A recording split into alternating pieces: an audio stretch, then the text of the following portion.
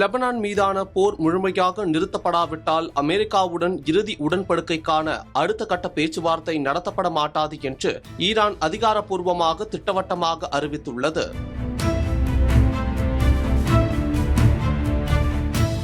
கடந்த ஜூன் 18ஆம் தேதி அன்று அமெரிக்கா மற்றும் ஈரான் இடையே போர் நிறுத்தத்திற்கான முதற்கட்ட புரிந்துணர்வு ஒப்பந்தம் டிஜிட்டல் முறையில் கையெழுத்தானது. இருப்பினும் லெபனானில் இஸ்ரேல் தொடர்ந்து நடத்தி வரும் தீவிர தாக்குதல்கள் காரணமாக சுவிட்சர்லாந்தில் நடக்கவிருக்க இறுதி அமைதி பேச்சுவார்த்தை தற்காலிகமாக பாதிக்கப்பட்டுள்ளது.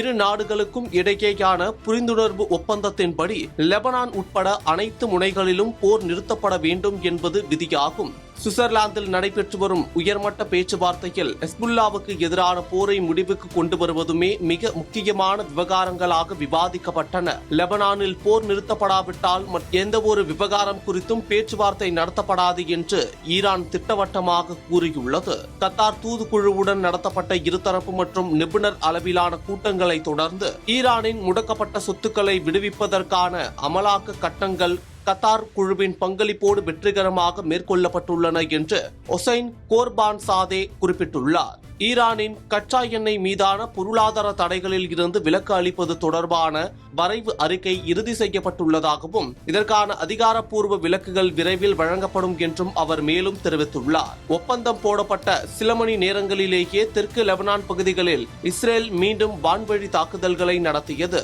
அச்சுறுத்தல்களை அழிக்க எங்கள் வீரர்களுக்கு எந்த கட்டுப்பாடும் இல்லை என்று இஸ்ரேல் பாதுகாப்பு அமைச்சர் இஸ்ரேல் காட்ஸ் தெரிவித்துள்ளார். இது குறித்து அமெரிக்க அதிபர் ட்ரம்ப் கூறுகையில், லெபனானில் ஈரானின் ஆதரவு பெற்ற ஹெஸ்புல்லா குழுவினர் குழப்பத்தை ஏற்படுத்துவதை ஈரான் உடனடியாக நிறுத்த வேண்டும், இல்லையெனில் ஈரான் மீது மிக கடுமையான தாக்குதல் நடத்தப்படும் என அமெரிக்க அதிபர் டொனால்டு ட்ரம்ப் எச்சரித்துள்ளார்.